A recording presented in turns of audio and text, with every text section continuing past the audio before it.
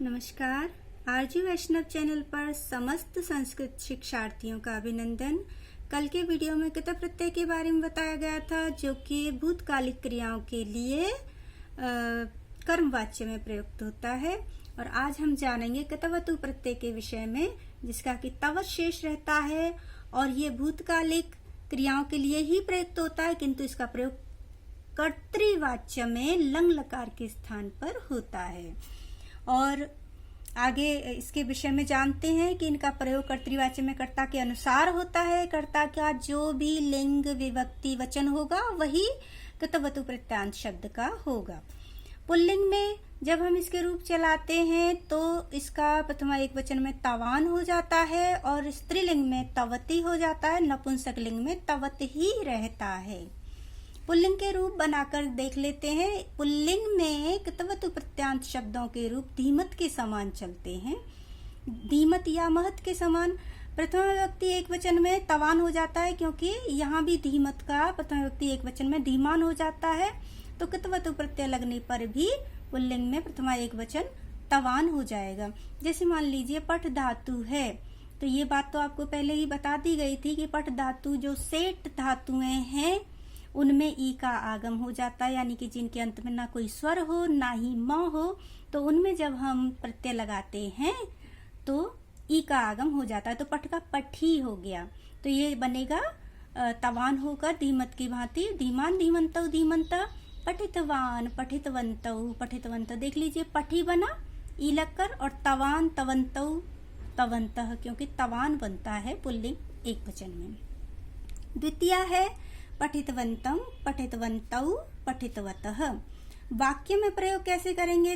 देखिए, उसने पुस्तक को पढ़ा, तो यहाँ पर हम इसको पुल्लिंग मानकर कर रहे हैं। उसने, अगर हमें स्त्रीलिंग मानना होता तो यहाँ संस्कृत हम सा लिखते, लेकिन हमने इसको पुल्लिंग माना है, तो यहाँ पर हम कर रहे हैं इसको सह प्रथमा एक वचन सह, पुस्तक को पुस्तकम, पठितवान प्रथमा एक वचन पुल्लिंग, तो प्रथमा एक वचन पुल्लिंग और उसी की भांति प्रथमा एक वचन पुल्लिंग की क्रिया बना दी।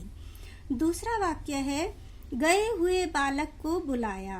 अब क्योंकि क्रिया पूर्ण रूप से हो चुकी है, ना कि निरंतर हो रही है। एक तो होता है जाते हुए बालक को बुलाया, तो यहाँ पर हमें सामने ही क्रिया हो रही है, तो ये वर्तमान काल की मानी जाएगी। लेकिन गए हुए जो कि जा चुका है, तो ये क्रिया भूतकाल की हो गई। तो यहाँ पर अब हम क्या करेंगे? अगर हमें जाते हुए करना होता तब हम क्या करते? गच्छन्तम क्षत्रिय प्रत्यय वर्तमान काल का प्रयोग करते, गच्छन्तम बालकम आहुतवंतम। किंतु अब यहाँ पर ये भूतकाल की है और ये भी भूतकाल की है, तो अब यहाँ हम करेंगे उसका क्या शेष रहता था? गतवान गतवंत, इस तरह से रूप चलते हैं पुल्लिंग में, जबकि क्षत्रिय में गच्छन्तम इस तरह से चलते हैं, गच्छन बनता है और यहाँ पर गतवान बनता है। तो यहाँ पर अब रूप बनेगा। अब वाक्य का अनुवाद कैसे होगा? गए हुए बालक को बुलाया, तो ये हो गया गतवंतम। ये मैं जो म पूरा लगाकर हलंत लगा रही हूँ, ये केवल आपको समझाने के लिए है। अन्यथा जब अंतिम होता है, जैसे ये है, ये सही है, यहाँ पर जो म लगाया वो सही है, क्योंकि इसके बाद कोई शब्द है ही नहीं।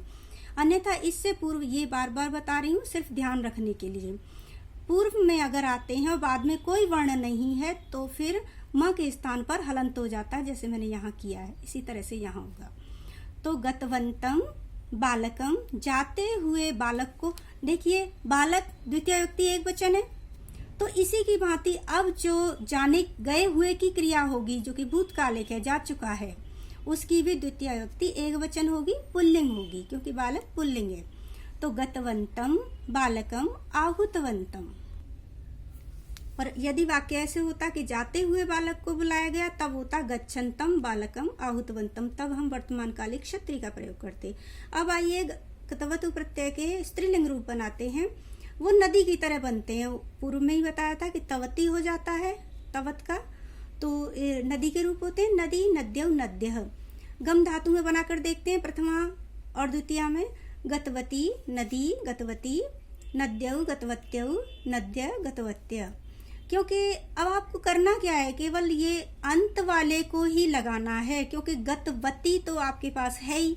तो देखिए, जब आप गतवती ये शब्द है, तो ये तो हो गया ई की भांति पूरा गतवती प्रथमा एक वचन का बताया ही था। अब ये नद्यौ, तो गतवती में औ लगाना है आपको, तो ई का क्या हो जाएगा, यह हो जाएगा संधि के तहत, यण संधि, ई का यह, और फिर उसमें औ लगेगा। तो इस तरह से ये रूप समझ लीजिए बनते हैं। इसी प्रकार यहाँ बने हैं। तो गतवती, गतवत्यौ, गतवत्यः, गतवतीम, गतवत्यौ, गतवत्यः। वाक्य में प्रयोग करके देख लीजिए स्त्रीलिंग शब्दों का, इस तरह से गतवतु प्रत्यांत शब्दों का। सोई हुई लड़की जागी, क्रिया हो चुकी है, लड़की सोई हुई है, भूतकालिक क्रिया है, और जागी थी या जागी, तो लड़की प्रथमा एक वचन, तो इसकी जो गतवतु प्रत्यांत जो शब्द बनेगा भूतकालिक क्रिया का, वो होगा प्रथमा एक वचन का। तो सुप्तवती, सुप धातु, कन्या, प्रबुद्धवती।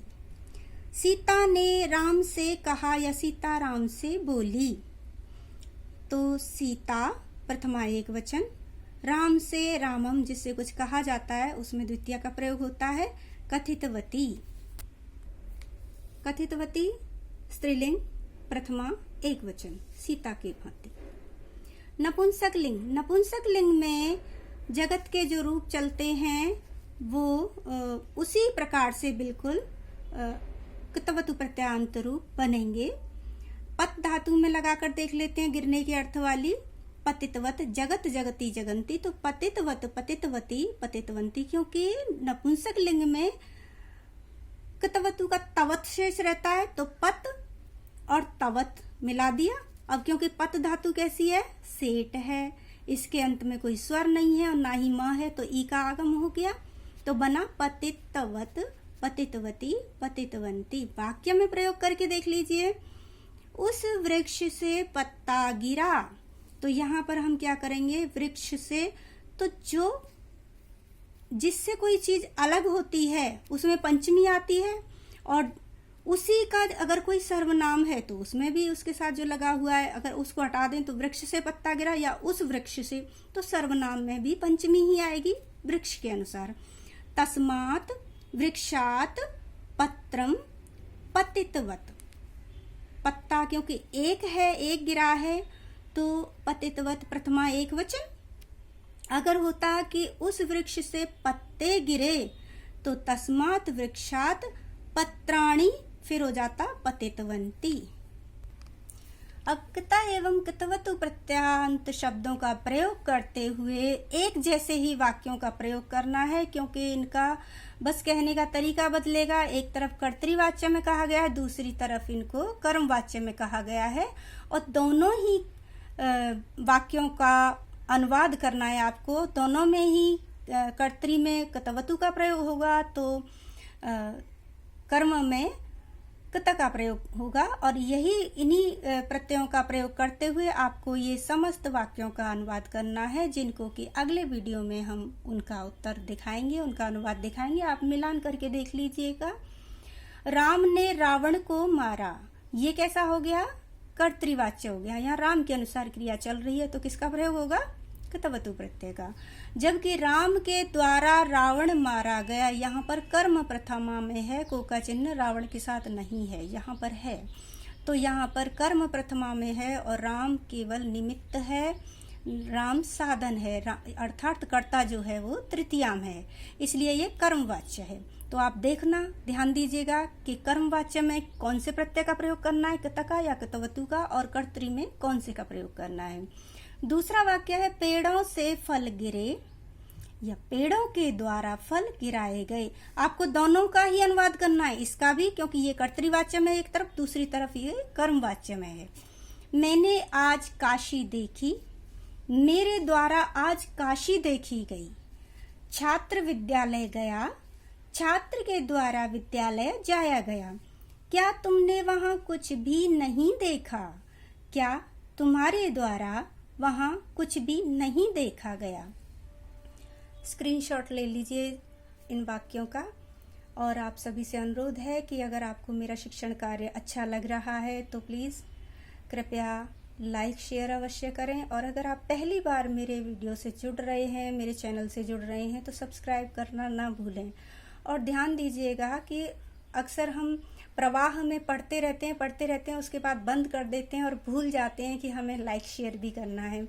तो कृपया ध्यान दीजिए। धन्यवाद।